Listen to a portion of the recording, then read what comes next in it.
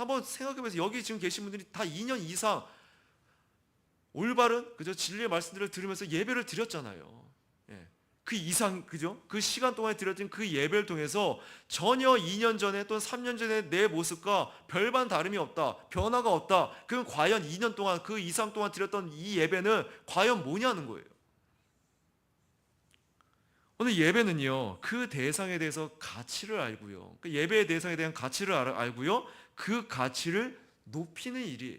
그 예배라는 어원 자체가 그 높으신 가치 앞에 엎드려 경의를 표하는 거, 이게 예배입니다. 그러니까 예배라는 말 자체가 그런 의미를 지니고 있어요.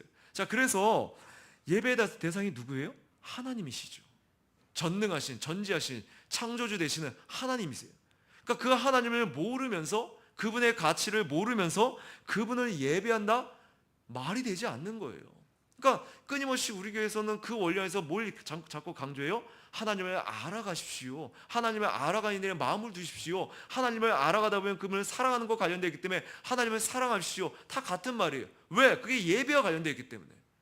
그러니까 하나님을 모르는데 어떻게 그 가치를 알고 우리가 예배할 수 있냐는 거예요. 하나님의 가치를 모르는데 어떻게 그 가치를 내가 인정할 수 있냐는 거예요. 어떻게 그분의 가치를 높이는 일을 하며 어떻게 그 하나님 안에서 내가 감격하며 그 감사하며 그 감동에 그죠? 그 감동을 받을 수 있냐는 거예요. 그럴 수 없습니다.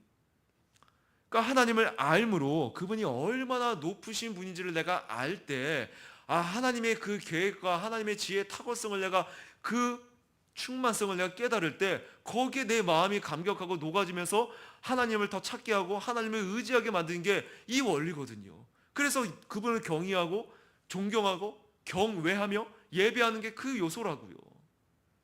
그러니까 만약에 여기에 렘브란트 화가의 그림이나 아니면 뭐 반 고흐의 그림이 딱 있는데, 그죠? 그림에 대해서 제가 잘 모르는 제가 그 그림을 봤을 때 이렇게 생각하지 않을까요? 야, 이거 그냥 그림인데 이게 뭐지? 이게 무슨 의미가 있지? 그림에서 잘 모르면 그럴 거예요. 모르면은, 그죠? 그러면서 제가 이런 생각을 하면 어떨까요? 야, 이 반 고흐의 그림이나 렘브란트의 이 그림은 우리 아이들이 그린 그림보다 못하는데? 이게 이상한데? 왜 제가 그렇게 생각하죠? 제가 그 화가의 작품의 그 의미를 모르니까 그렇게 생각할 수 있다는 거예요. 그 가치에 대해서 알지 못하니까. 그럼 그 가치를 모르니까 그 그림을 통해서 제가 감동을 받을까요? 아니요, 감동을 못 받죠. 우리 아이가 그린 게 더 예쁜데? 그런 소리를 하고 한다는 거예요.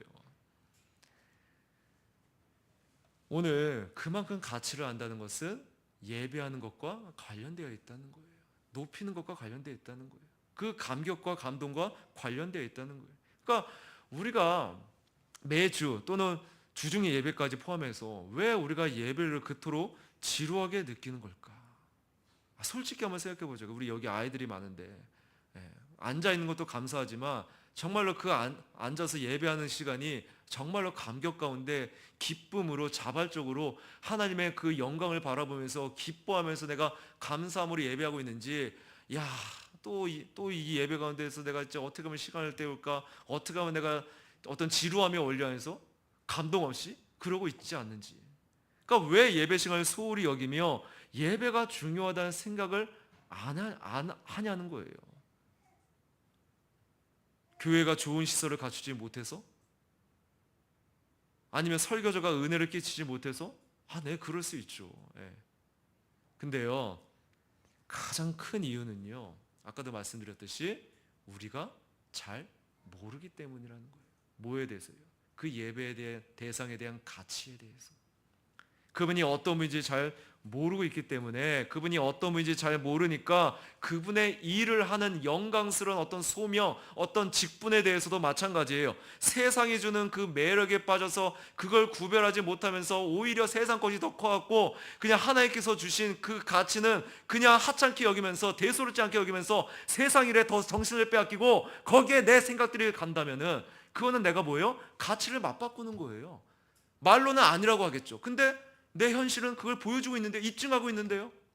나는 돈에 대해서 또는 내 어떤 여가를 즐기기 대해서 내 개인의 시간에 대해서 거기에 가치를 더 두면서 말로 내가 하나님을 예비해, 내가 하나님을 가치를 여긴다고 그렇게 생각해. 이건 뭔가 앞뒤가 안 맞는 거예요. 그렇게 직분의 중요성에 대해서, 그렇게 사명의 중요성에 대해서, 어떤 일에, 교회 일을 하는 데 있어서의 그 가치에 대해서 말은 하지만은 어떤 감흥도 없다. 지금 그 사람은 지금 영적 상태가 영 아니라는 거예요. 왜? 예배의 어원은 그분을 높이는 거기 때문에, 그분을 경외하는 거기 때문에, 그 가치를 아는 자만이 높일 수 있다니까요.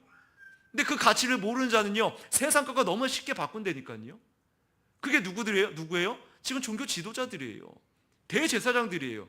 유대인들이라고요. 그게 형식주의자들이고. 근데 그런 사고를 가진 자들이 이 자리에도 동일하게 그런 생각을 갖고 예배할 수 있다는 거예요. 형식적인 예배, 가치를 모르는 예배. 왜요? 그 가치를 모르니까.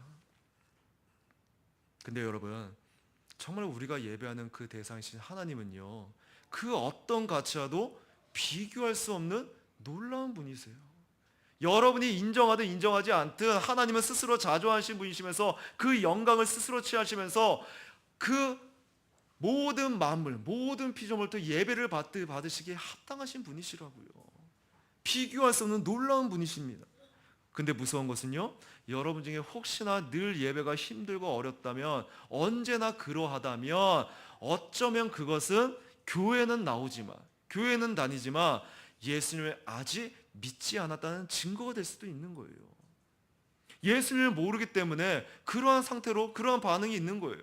자, 그렇다면 그러한 분들은 뭐예요? 먼저 예수님을 여러분의 구주로, 주님으로 믿는 일이 우선되어야 돼요.